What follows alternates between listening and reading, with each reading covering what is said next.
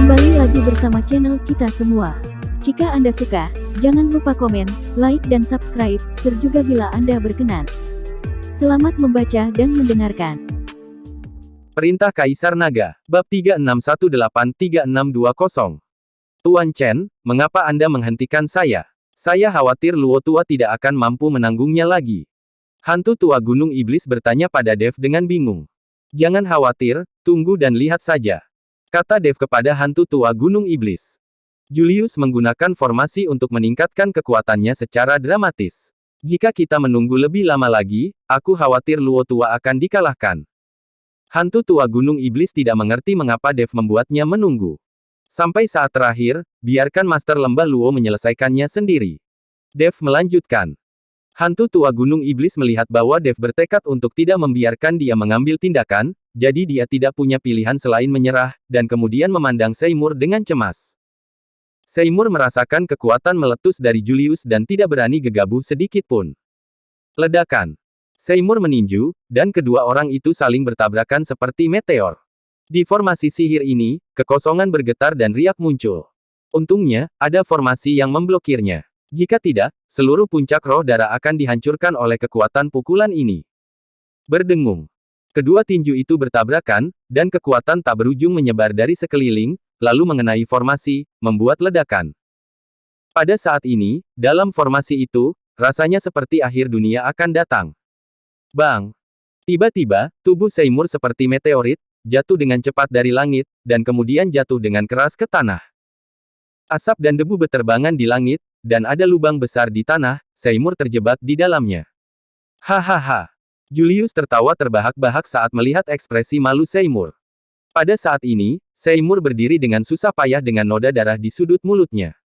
Tuan Chen. Melihat ini, hantu tua Gunung Iblis memandang Dev dengan cemas.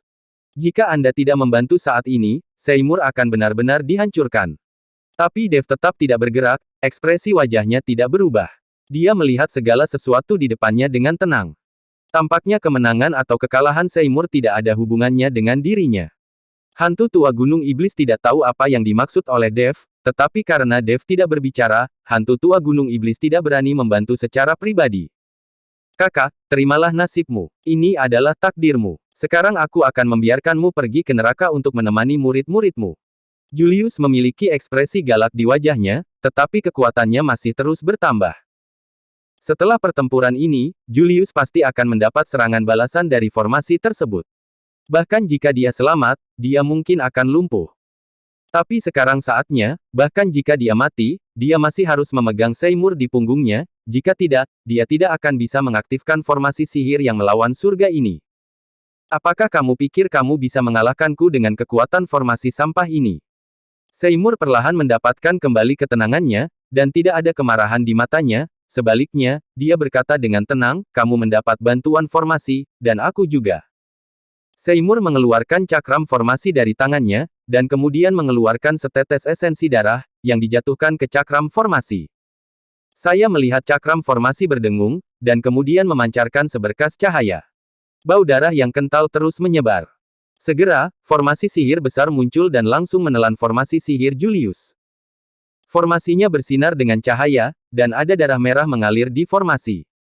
Darah ini berasal dari pengorbanan Dorian dan Darion dengan orang-orang mereka sendiri. Kekuatan dalam darah tidak habis. Dev menipu Dorian dan Darion ke lautan kesadaran dan membunuh mereka, dan formasi pengorbanan darah menjadi tertutup. Namun, darah yang tidak dikonsumsi masih tersisa dalam formasi pengorbanan darah. Ketika Seymour menggunakan esensi darahnya untuk membuka formasi pengorbanan darah, formasi tersebut diaktifkan dan darah mulai mengalir lagi. Apakah ini formasi pengorbanan darah? Julius melihat darah yang mengalir terus-menerus dalam polanya dan langsung tercengang. Dia tidak pernah menyangka bahwa cakram formasi untuk mengorbankan formasi darah akan berada di tangan Seymour.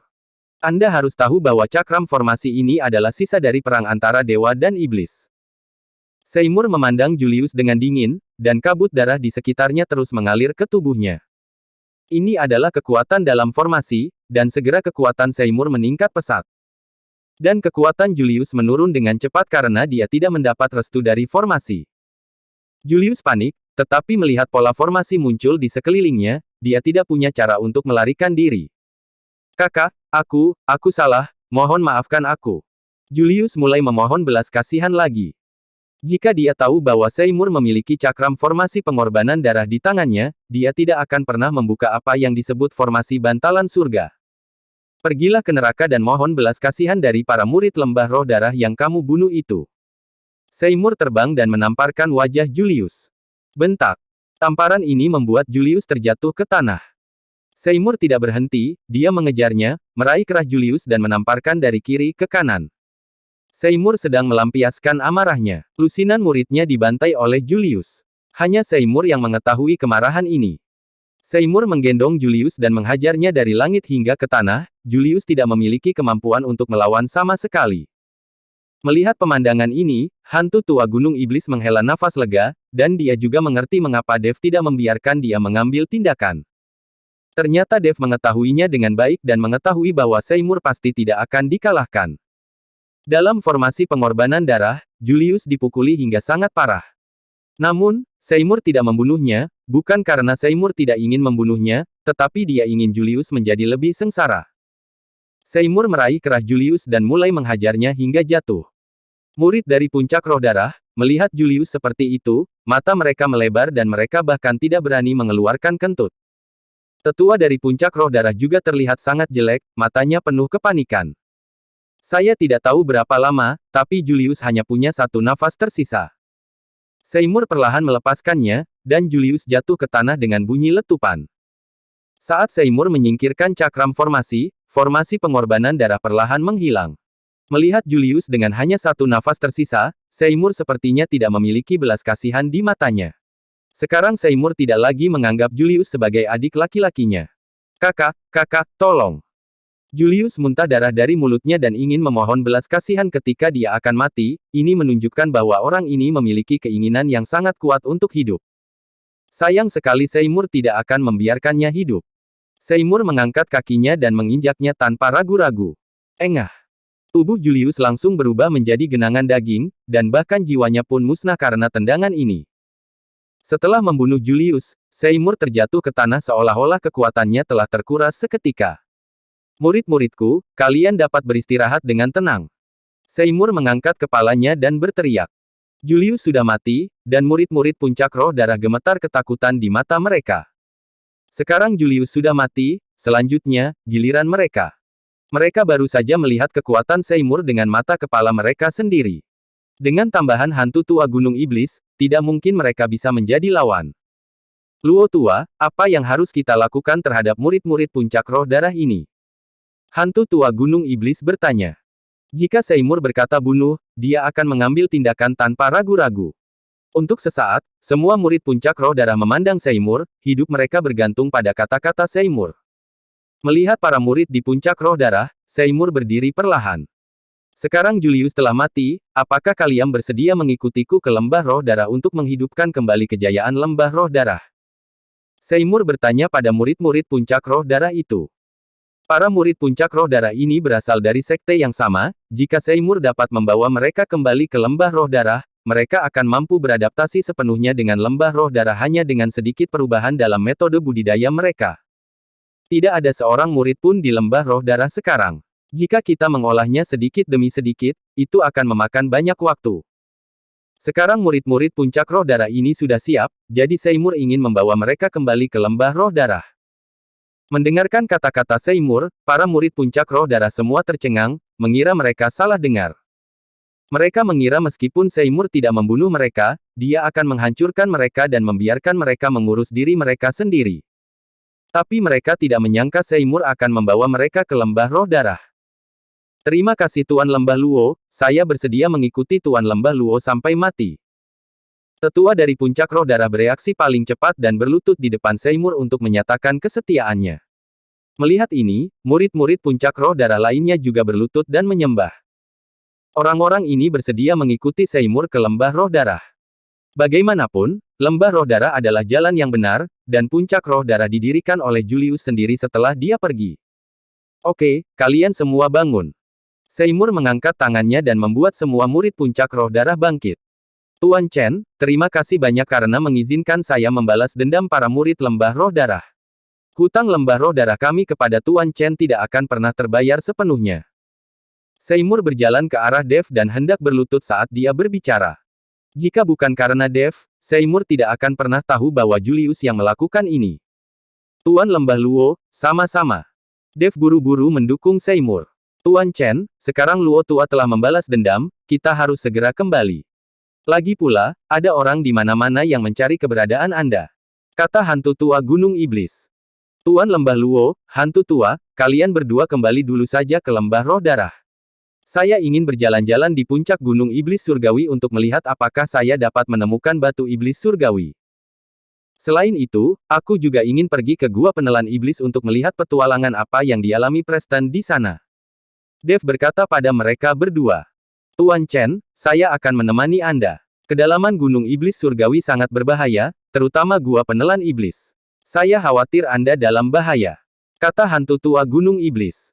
Hantu tua, aku bisa mengubah penampilanku dan menekan auraku. Jika kamu bukan orang yang familiar, kamu tidak akan mengenaliku. Jangan khawatir. Dan di daerah Gunung Iblis Surgawi ini, menurutku berbagai sekte cukup lembut dan ketiga ras bisa rukun satu sama lain. Seharusnya tidak ada bahaya. Dev menjelaskan. Tuan Chen, Anda tidak tahu apa-apa. Gunung Iblis Surgawi ini dulunya adalah tanah iblis. Kemudian, pertempuran antara dewa dan iblis terjadi di sini, begitu banyak pembudidaya iblis yang mati. Namun, masih banyak penggarap iblis yang selamat, dan beberapa penggarap iblis yang telah melakukan banyak hal jahat bersembunyi jauh di dalam Gunung Iblis Surgawi. Para penggarap iblis ini melakukan kejahatan secara sembarangan, dan tidak ada aturan sama sekali dalam kognisi mereka. Dalam beberapa tahun terakhir di wilayah selatan, terutama di daerah Gunung Iblis Surgawi, ketiga ras memang memiliki hubungan yang cukup baik. Oleh karena itu, para penggarap jahat itu bersembunyi jauh di dalam Gunung Iblis Surgawi dan tidak berani menunjukkan wajah mereka. Jika Tuan Chen bertemu orang-orang ini, mereka tidak akan peduli tentang apapun. Mereka susah diatur. Kata hantu tua Gunung Iblis dengan ekspresi khawatir. Apakah ada pembudidaya iblis di puncak gunung jauh di dalam Gunung Iblis Surgawi? Dev mengangkat kepalanya dan melihat ke puncak gunung yang menjulang tinggi, dan terkejut. Kalian pasti tahu kalau di puncak Gunung Iblis Surgawi pasti akan sangat sulit. Tinggal di tempat seperti itu pasti sangat menyedihkan. Tentu saja, tetapi sebagian besar dari para pembudidaya iblis itu menggunakan jiwa dan roh kebencian untuk berlatih, jadi mereka membunuh orang yang tidak bersalah tanpa pandang bulu dan melakukan segala jenis kejahatan.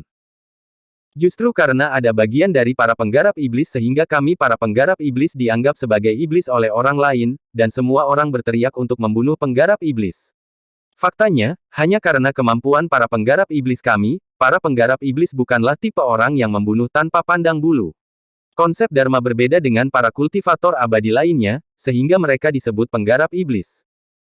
Di antara para pembudidaya iblis, banyak juga yang telah bertransformasi dari biksu manusia. Faktanya, tidak banyak perbedaan antara ketiga ras tersebut. Mereka semua bertujuan untuk naik menuju keabadian.